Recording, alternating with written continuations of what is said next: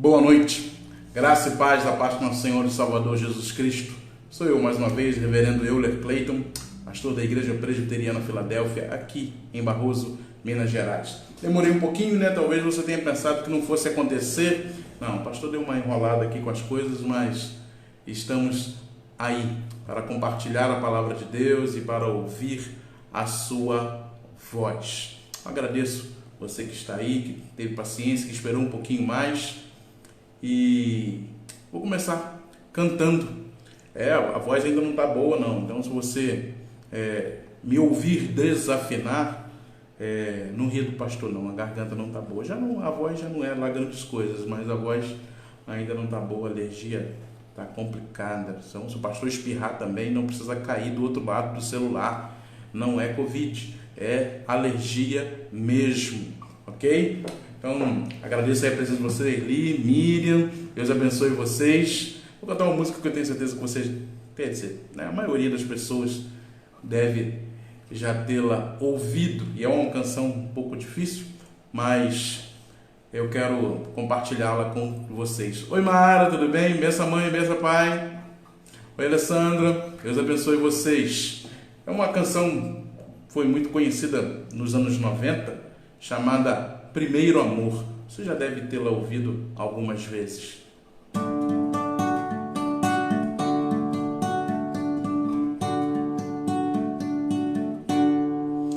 Quero voltar ao início de tudo, encontrar-me contigo, Senhor.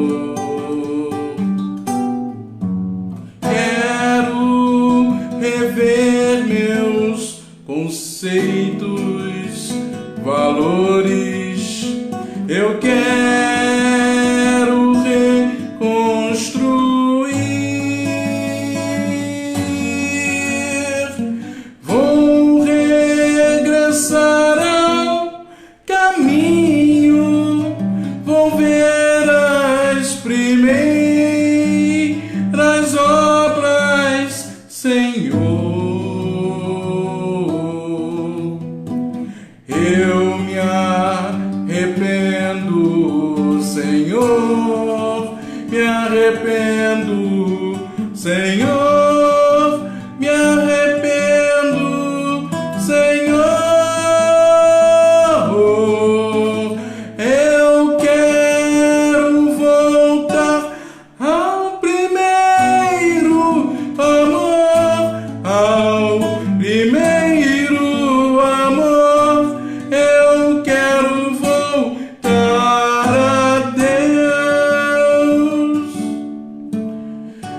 Quero voltar ao início de tudo, encontrar-me contigo, Senhor.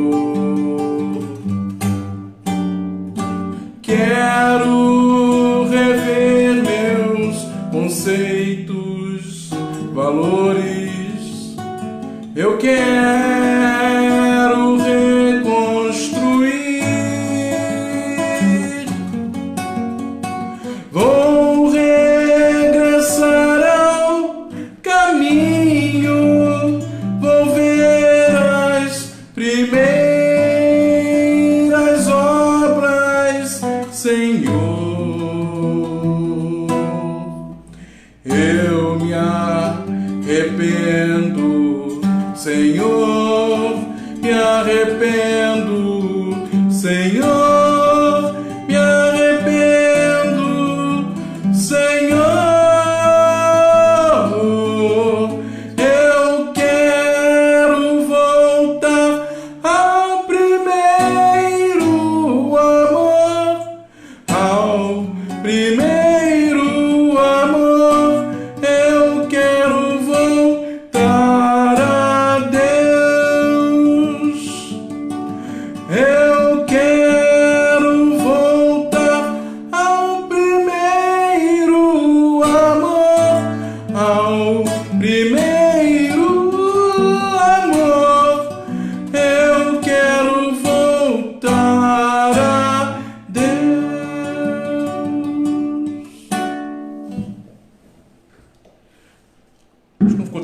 não ficou?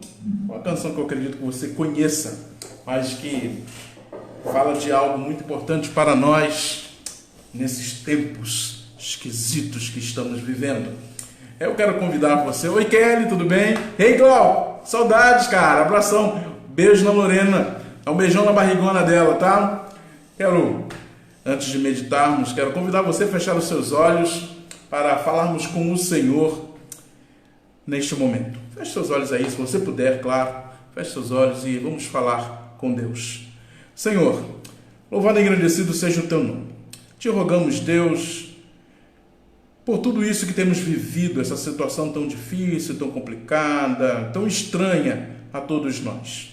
Lhe peço, Senhor Deus, que nos dê o discernimento correto, que tenhamos sabedoria, que tenhamos fé, que sejamos, Senhor Deus, firmados na rocha que é Jesus Cristo, Senhor Deus, no qual o vento vem, as águas, mas nós permanecemos firmes em Cristo. Ajuda-nos, Deus, adiante disso tudo, a termos um relacionamento mais profundo e real contigo. Ajuda-nos, Senhor Deus, nas nossas fraquezas, nos nossos temores.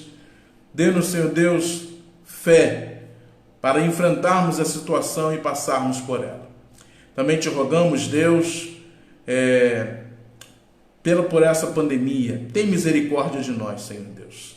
Tem de piedade de nós, abrevia o tempo desta provação, que nós entendamos a Tua voz, ó Pai, e que tudo que precisa ser transformado em nossos corações aconteça.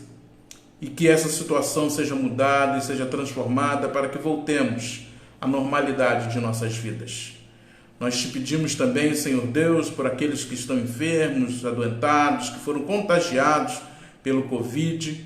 Tem misericórdia, abençoa os familiares, dá força para passar por este momento.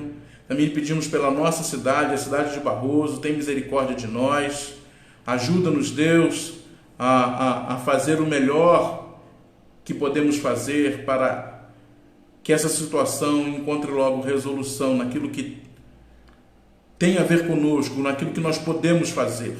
Aquilo que só o Senhor pode fazer, nós só podemos clamar a Ti.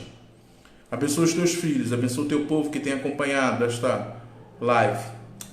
Vá de encontro ao coração, às ansiedades, aos temores de cada um. É o que te pedimos no nome do Santo de Cristo, nosso Salvador. Amém. Kátia. E aí, Paulo? Tudo bem, meu jovem? Um abraço para você, um abraço para a igreja e a todos vocês. Nós vamos partir agora para o texto dessa noite. É um texto que se encontra no Apocalipse, lá no capítulo 2, onde eu lerei com vocês dos versículos 1 a 7. Apocalipse capítulo 2, dos versículos 1 a 7. Diz assim: Ao anjo da igreja em Éfeso escreve: Estas coisas diz aquele que conserva na mão direita as 7 estrelas e que anda no meio dos 7 candeeiros de ouro. Conheço as tuas obras, tanto o teu labor como a tua perseverança, e que não pode suportar homens maus, e que puseste à prova os que a si mesmos se declaram apóstolos e não são, e os achastes mentirosos.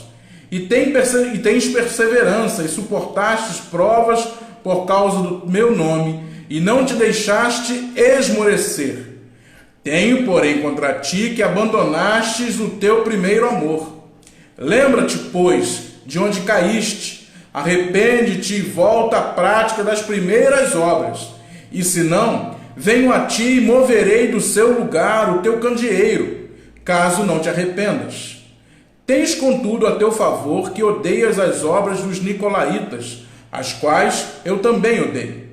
Quem tem ouvidos, ouça o que o Espírito diz às igrejas. Ao vencedor, dar-lhe-ei que se alimente da árvore da vida, que se encontra no paraíso de Deus. O texto do Apocalipse, normalmente, é um texto um tanto quanto complicado. Eu não vou entrar em muitos detalhes. Realmente o texto apocalíptico é uma linguagem diferente, é uma linguagem, sendo redundante, é uma linguagem apocalíptica, ou seja, é um gênero literário no qual existem muitos símbolos, existe uma simbologia muito farta. Para nós é algo novo, novo não no sentido de ser novidade, de a gente conhecer agora o Apocalipse, não. Desde que a cristandade conhece, é algo novo no sentido que nós não fomos educados para entender a linguagem apocalíptica que já aparece no Antigo Testamento, em pequenos trechos no Evangelho. Então o pastor não vai entrar nesses meandros do Apocalipse, pois afinal de contas não é um estudo bíblico, né? O pastor não está aqui para dar um estudo bíblico sobre o Apocalipse, apesar da gente estava fazendo isso na igreja, mas nesse momento não é a nossa proposta. Então eu vou dar uma visão geral daquilo que a gente leu, não vou entrar em pormenores, ok? Então entenda, o pastor não vai fazer um estudo bíblico, a gente vai demorar muito tempo e tal. Então eu só vou dar um panorama geral do texto para que a gente possa compreender o que ele nos quer dizer. Bom, a gente começa com uma abertura clássica. A igreja de Éfeso, a carta é endereçada a uma igreja real. É claro que ela não diz respeito apenas à igreja de Éfeso. A igreja de Éfeso toma ali forma de uma igreja universal, ou seja, apesar das peculiaridades da igreja de Éfeso que são levantadas no texto que a gente leu, é uma carta que serve para todas as igrejas, em todo o tempo, em qualquer lugar no mundo, ok? Então a gente começa com o endereçamento à igreja de Éfeso e diz assim: estas coisas diz aquele que conserva na mão direita as 7 estrelas e que anda no meio dos 7 candeeiros. Nós estamos falando de Jesus, é Jesus quem está falando, é Ele que tem todo o poder, é Ele que anda no meio da igreja, Ele é o dono da igreja.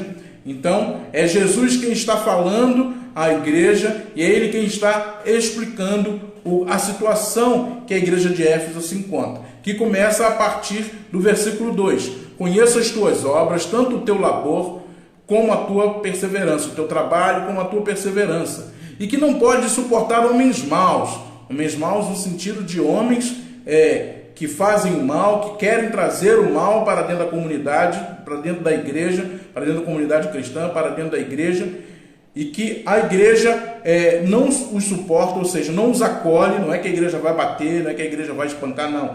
A igreja não acolhe a ideia, não acolhe o mal que essas pessoas querem fazer, ou deturpando a palavra de Deus, ou com atitudes mesmo maléficas, que não pode suportar os homens maus, e que puseste à prova os que a si mesmos se declaram apóstolos e não o são, e os achastes mentirosos. Aqui a igreja diziam apóstolos, parece que o que a gente vê hoje, né, em termos de gente se dizendo apóstolo, é novo. Não é novo. O Apocalipse foi escrito aí entre o final do século e início do primeiro século da era cristã. E então isso, as pessoas se autoproclamarem apóstolos, não é nada novo, não é novo. E tanto que o texto está dizendo aqui, e a igreja os colocou à prova para saber se eles de fato eram, e descobriu que eles eram o quê? Mentirosos, que eles não tinham a autoridade apostólica, que eles não foram apóstolos. E aqui eu abro um parêntese: os apóstolos foram somente aqueles que andaram com Cristo nesta terra. Ok? Então quem diz que é apóstolo, que teve visão, que teve não sei o que parará para lá, que tem a visão não sei o que, não corresponde ao conteúdo bíblico, tá? O próprio apóstolo Paulo vai defender o seu apostolado, dizendo que ele também viu Cristo fisicamente ali no caminho de Damasco, ok? Então, a igreja não caiu, vamos colocar dessa forma, na lábia dessas pessoas. Eles os rechaçaram, não aceitaram aquilo que eles estavam falando e seguiram firmes. E tens perseverança e suportastes provas por causa do meu nome e não te deixastes esmorecer. Ou seja, eles foram provados na sua fé, passaram dificuldades, enfrentaram mentirosos, tiveram uma série de situações onde eles foram firmes e não se deixaram abalar, não se deixaram esmorecer. Aí no versículo 4, a gente vê a ressalva do texto. Tenho, porém, contra ti que abandonaste o teu primeiro amor. Lembra-te, pois, de onde caíste, arrepende-te de volta à prática das primeiras obras, e se não, venho a ti e moverei do seu lugar o teu candeeiro, caso não te arrependas. Candeeiro é a igreja, ou seja, você vai sair da igreja, a igreja não estará mais na sua vida. Tens contudo a teu favor que odeia a obra dos nicolaítas, as quais eu também odeio. Nicolaítas era um grupo de pessoas que vinham com uma filosofia, onde eles misturavam a filosofia grega com cristianismo e queriam entrar com isso dentro da igreja. E a igreja de Éfeso não aceitou esse. Tens contudo a teu favor que odeia as obras dos... Foi a internet, deu uma parada aqui. Eles tentaram influenciar as pessoas dentro da igreja. E Cristo diz que também os odeia, que não os suporta, que eles estão errados, estão pervertendo a palavra dele. E o versículo encerra com a fórmula que é muito usada nas cartas às igrejas. Quem tem ouvidos, ouça o que o Espírito diz às igrejas. Ao vencedor, dar-lhe-ei que se alimente da árvore da vida que se encontra no paraíso de Deus. Aqui uma lembrança do Jardim do Éden, onde o homem tinha plena comunhão com Deus até a queda, até que pecou, até que falhou, errou, se equivocou em decisões e aí deixou de ter o acesso livre e direto a Deus.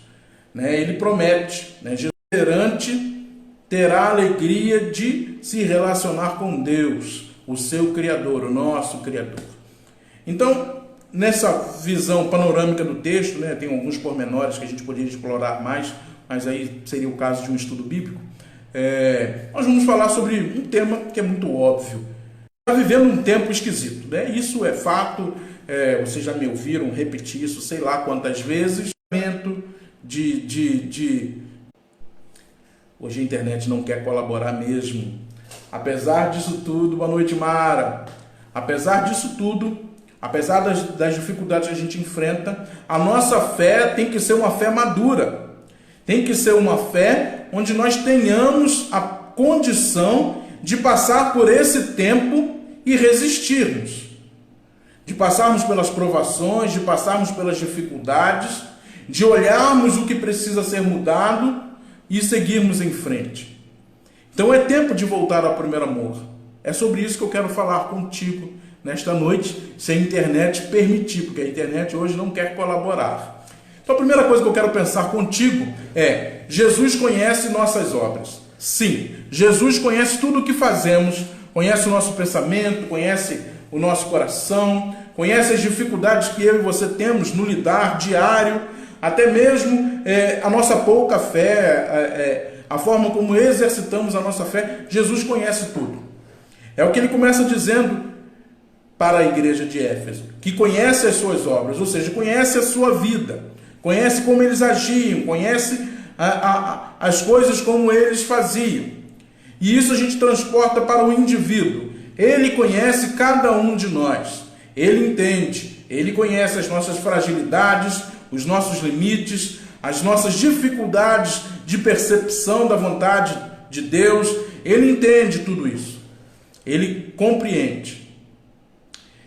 Só que a gente precisa, Jesus entende, só que a gente precisa também ter discernimento do que nós fazemos.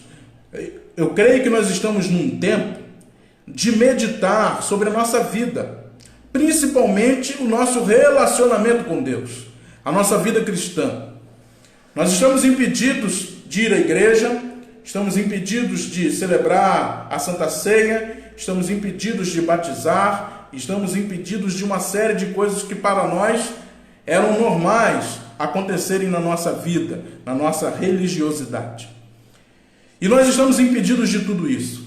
E nós precisamos refletir no porquê de tudo está acontecendo disso. Por que Deus permitiu que se cessasse as atividades da igreja, que a gente tivesse que agora usar os meios virtuais, para poder não se desconectar totalmente dos irmãos e irmãs da igreja.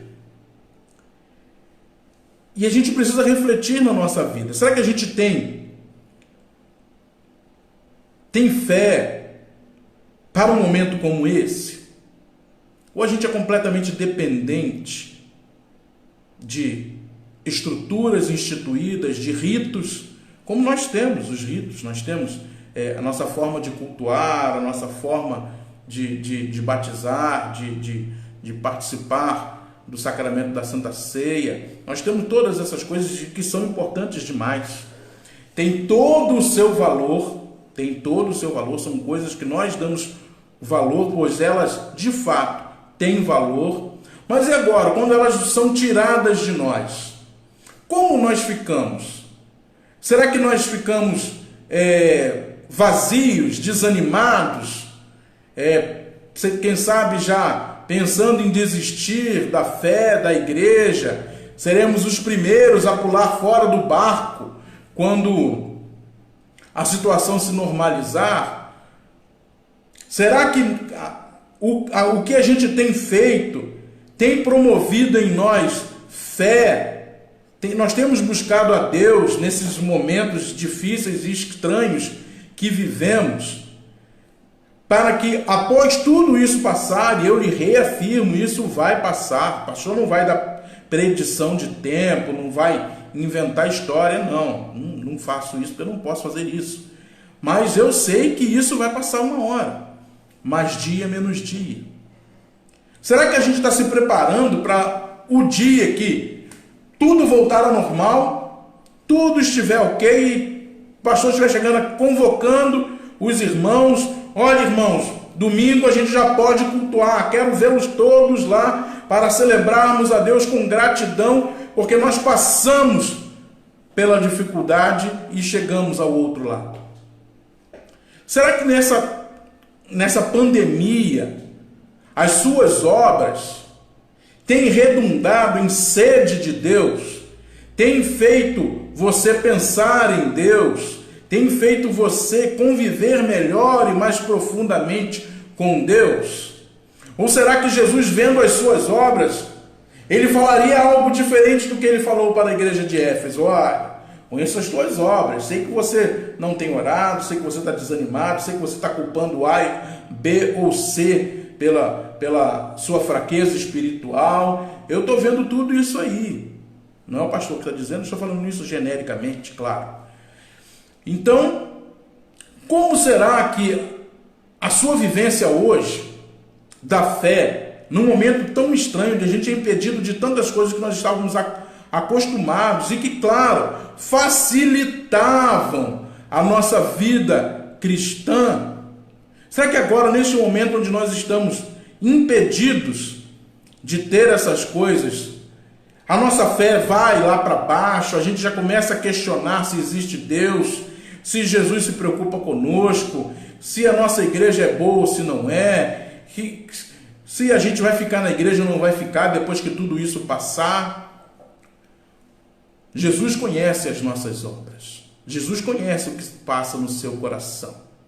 Jesus sabe o que nesse tempo você tem feito, se você tem aproveitado esse tempo para meditar na palavra dele, se você tem buscado momentos de oração, ou se para você é um momento de esfriar mais a fé, de você se tornar mais, como eu posso dizer, mais distante do Senhor. E agora, aproveitando uma série de desculpas, né? O ser humano já é o melhor em dar desculpas. Mas quem sabe, né? A culpa é de A, a culpa é de B, a culpa é de C, não fizeram isso, não fizeram aquilo outro. Então a gente começa a arrumar um monte de bengala e muleta para se apoiar, para dar desculpas de que a nossa fé... O texto é muito claro. Jesus conhece as nossas obras. Quais são as suas obras nesse tempo de pandemia? O que tem lhe movido? As notícias do jornal, da TV, da web? ou a fé? Segunda coisa que eu gostaria que você refletisse e pensasse comigo. Jesus conhece as nossas obras e ainda reconhece o nosso valor.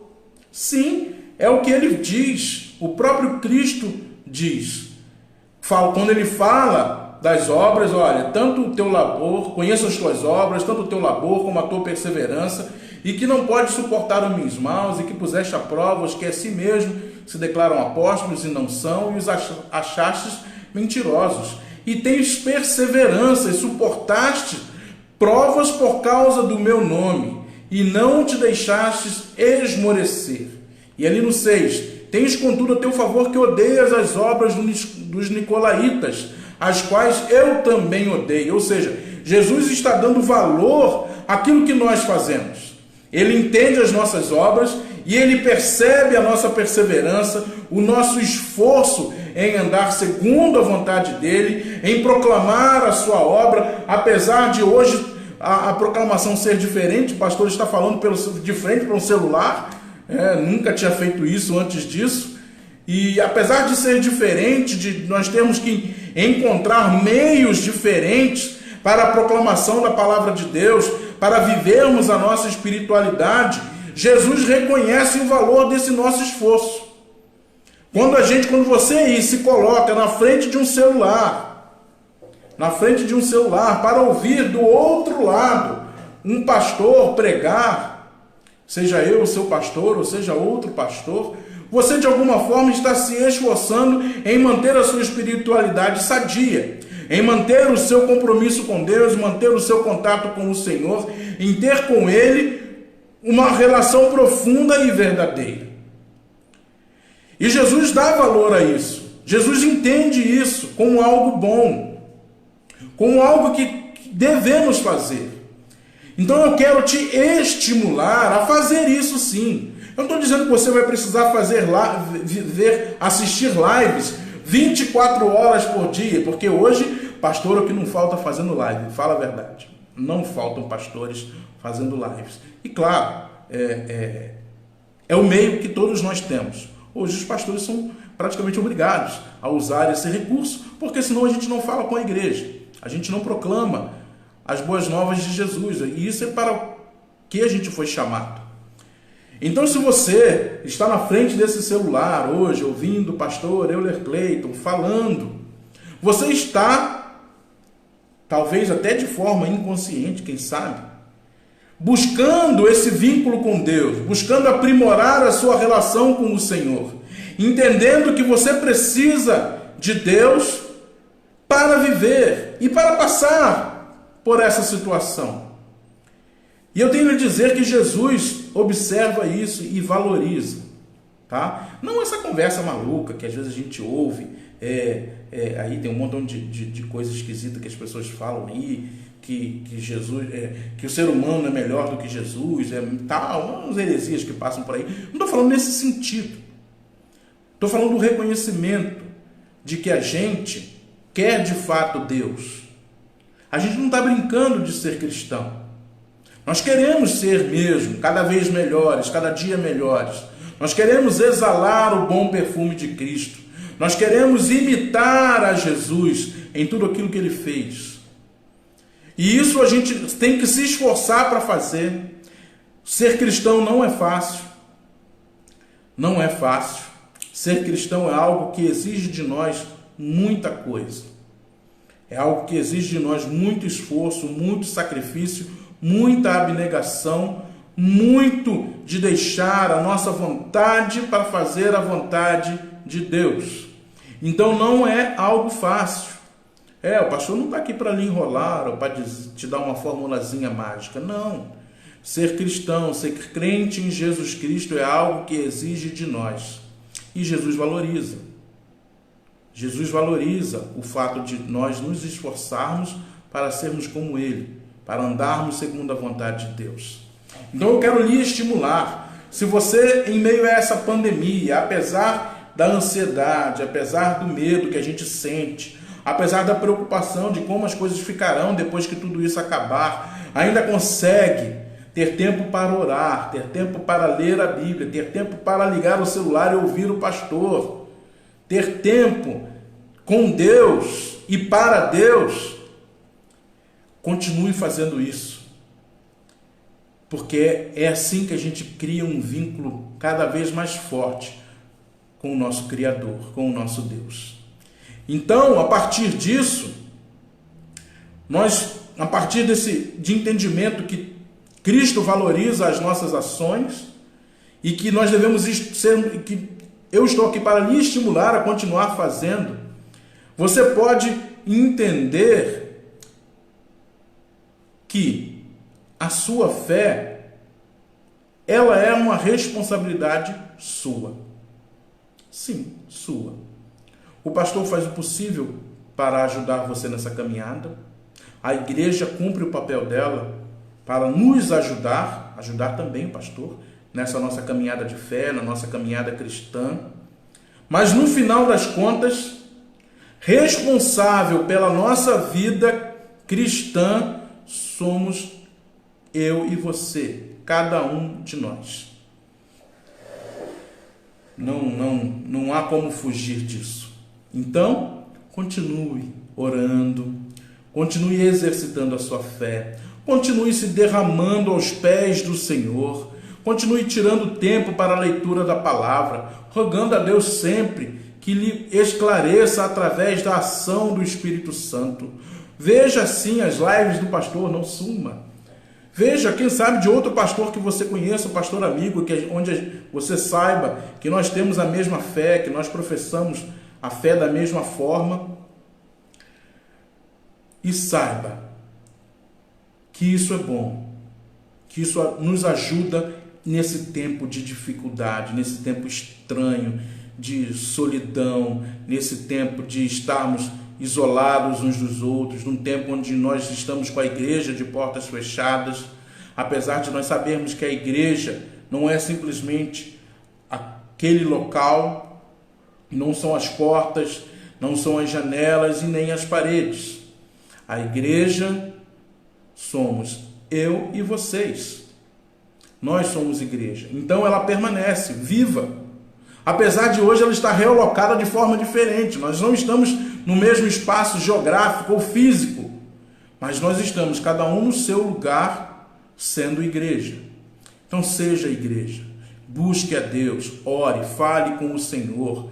Busque tranquilidade em Deus, para que a sua fé seja forte, para que você vença essas dificuldades. E a última coisa que eu gostaria de pensar com você é: Jesus nos mostra onde precisamos mudar. Sim, essa é a outra realidade que também é exposta no texto.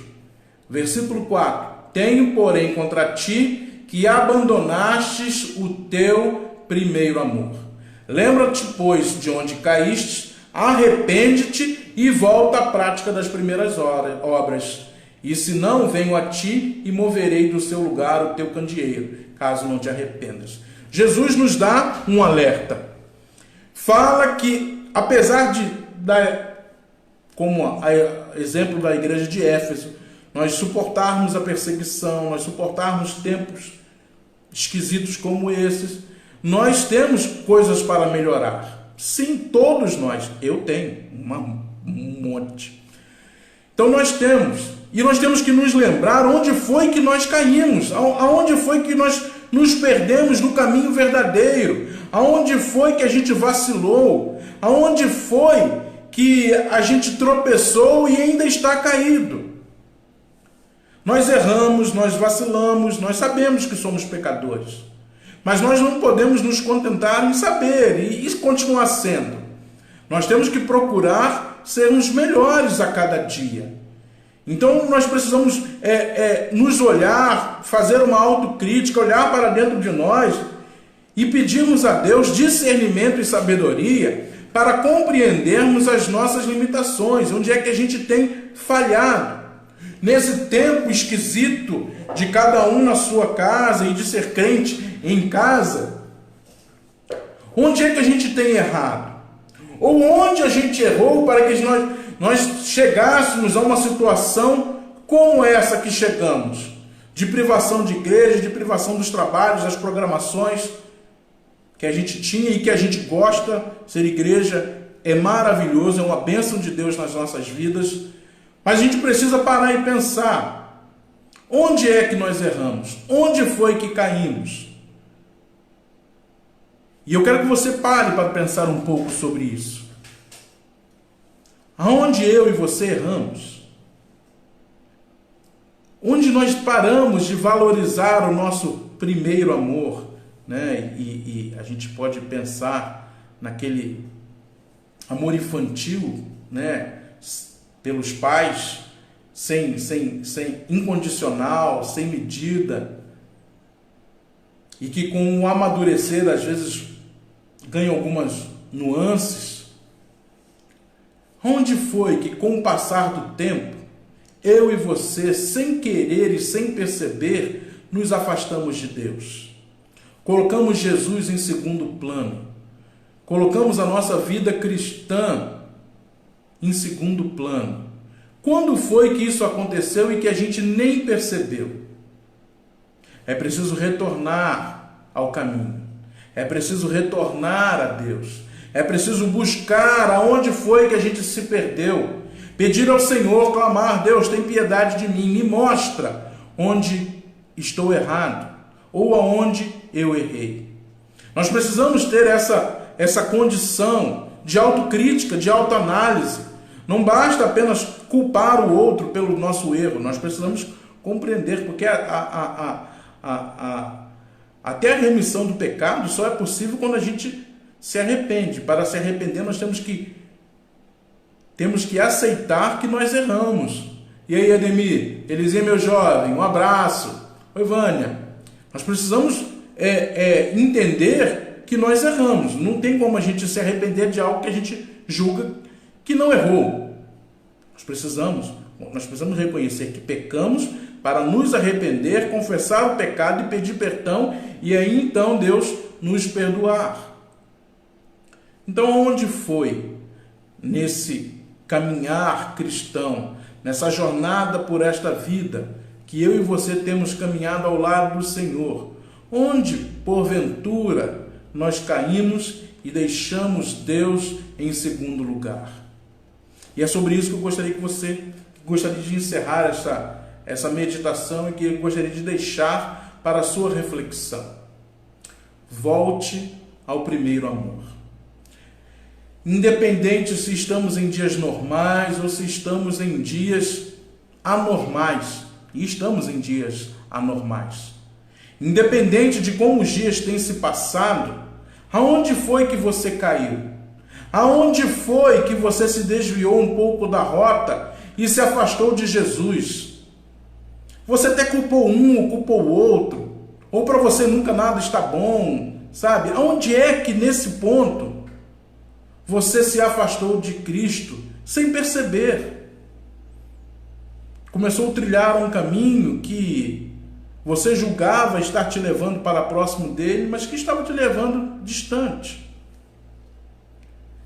Jesus nos chama a refletirmos sobre isso, a voltarmos ao primeiro amor, para podermos seguir em frente, para podermos ir de fato e realmente ao encontro de Cristo, para vê-lo, para encontrá-lo, quando ele vier buscar a sua igreja. Então eu gostaria que você meditasse nesta noite, eu gostaria de deixar para a sua reflexão. Primeira coisa, Jesus conhece as nossas obras, ou seja, Jesus conhece a mim e a você como nem eu, nem você nos conhecemos. Jesus reconhece o valor das nossas ações, das nossas atitudes.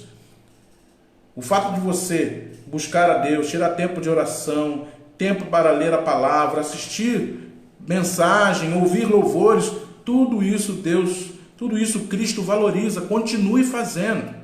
Não passe o seu dia aí assistindo notícias de morte, vendo qual será o recorde de morte para o dia de hoje. Gaste tempo se relacionando com Deus. Se sua vida neste momento deu uma mudada, de alguma forma está diferente, você tem algum tempo a mais, gaste esse tempo se aproximando de Deus, através de Cristo na ação do Espírito Santo. E por último, Jesus nos mostra onde precisamos mudar. Peça a Deus orientação para que você entenda onde você precisa mudar. Todos nós precisamos mudar. Nenhum de nós é infalível ou inerrante. Nós erramos e nós precisamos mudar, nós precisamos reconhecer os nossos erros. Nós precisamos saber e entender onde foi que nós erramos para que nós voltemos ao primeiro amor. Senão, nossa estrada continuará indo cada vez mais distante do Senhor.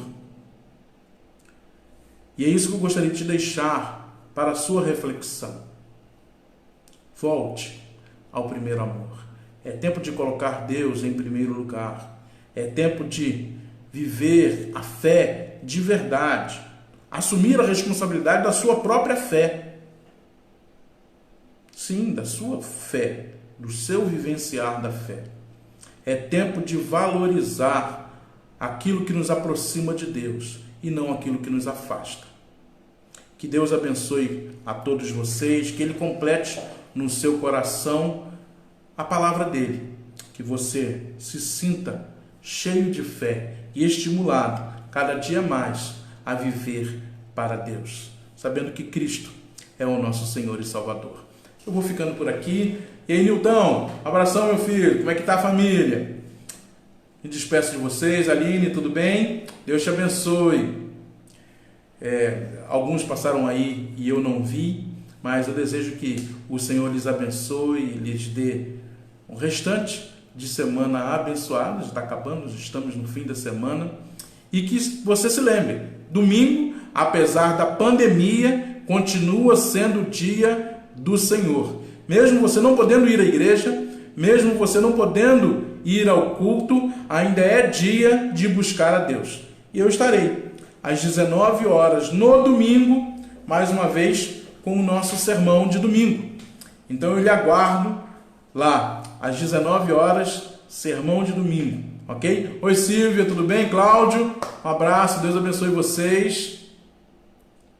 Sandrão, fala, Sandro, Deus te abençoe. Um abraço no André e no Lucas. Deixa eu ver se eu acho mais alguém. Ademir, já falei contigo, jovem. Sandra, tudo bem, minha filha? Deus te abençoe. Carol, oi, Carol, Deus te abençoe.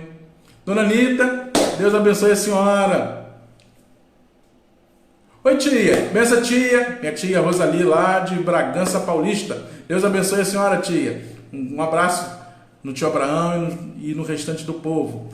Mara, Deus abençoe. Dá um beijo na careca do lado por mim. Ok? Eu vou ficando por aqui. Deus abençoe a todos vocês. E não se esqueçam, domingo às 19 horas, mais uma vez nós estamos reunidos virtualmente para ouvir a palavra de Deus. Que o Senhor os abençoe e guarde em todo este tempo. Ok? Um abraço.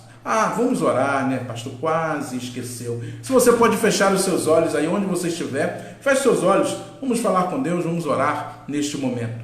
Senhor Deus, louvado e engrandecido seja o teu nome. Nós te agradecemos, Senhor Deus, porque lemos a tua palavra e queremos que ela é viva e eficaz. Aplica, Senhor Deus, em nossos corações tudo aquilo que nós ouvimos de ti nesta noite. Ajuda-nos, ó Pai, a mantermos a nossa fé. Ajuda-nos, Senhor Deus, a passarmos por essa dificuldade e ainda assim, Senhor Deus, nos mantermos firmes na rocha que é Cristo. Tem misericórdia, Senhor Deus, da nossa nação, tem misericórdia do mundo. Que essa situação se transforme o mais breve possível.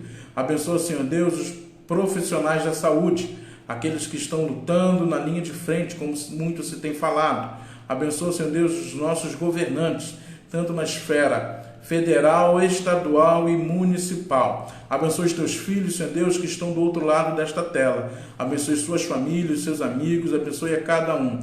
É o que te pedimos no nome doce de Cristo, nosso Senhor e Salvador. Amém. Ok? Nós encerramos por aqui. Deus te abençoe. Até domingo, 19 horas.